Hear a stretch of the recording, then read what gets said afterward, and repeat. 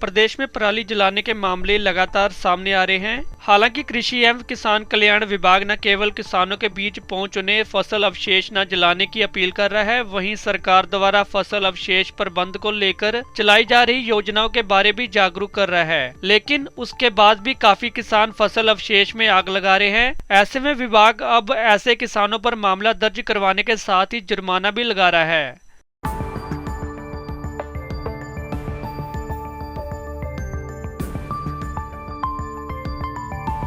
Daily हमारी विभाग की टीम हर गांव में जाके किसानों को फसल अवशेष प्रबंधन के बारे में जागरूक कर रही है। फसल अवशेष प्रबंधन दो तरीके से किसान कर सकते हैं।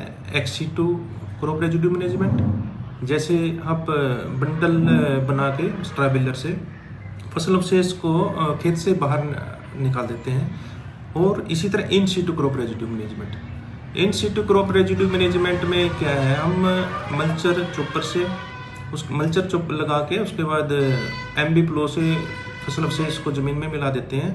इसी तरह एक सुपर सीडर मशीन है।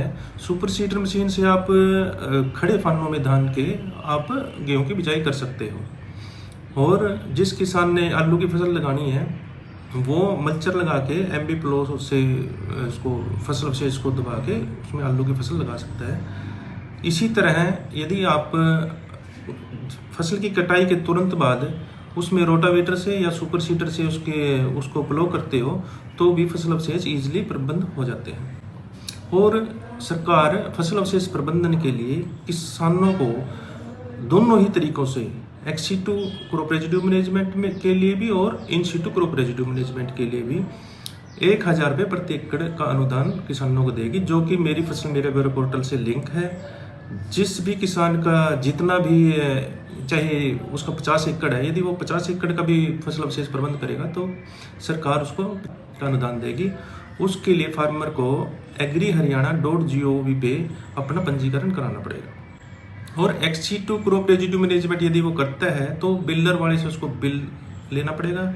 यदि in situ crop residue management करता है उस केस में किसानों को फसल अवशेषों को जमीन में मिलाते हुए नोट कैम से लोकेशन के साथ फोटो लेनी है और वो हमें बाद में फॉर्म के साथ जमा करानी है। सर, यदि कोई किसान, जैसे हमारे पास हर सैटेलाइट से लोकेशन आ जाती हैं, हमने AFL जो हमारे पास प्राप्त हुई थी 2 किसानों के खिलाफ, एक सतगोली गांव में और एक गिलोर गांव में, वो FIR भी करवाई है।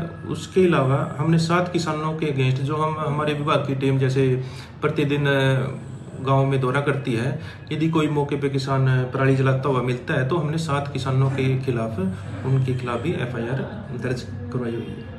सर, अभी जैसे सरकार ने अभी 2 दिन पहले किया है कि यदि किसान दोषी पाया जाता है अवशेष जलाने का तो उनके जो रेवेन्यू रिकॉर्ड है उसमें रेड एंट्री की जाएगी और वो आगे 2 साल तक MSP पे अपनी फसल नहीं बेच सकते।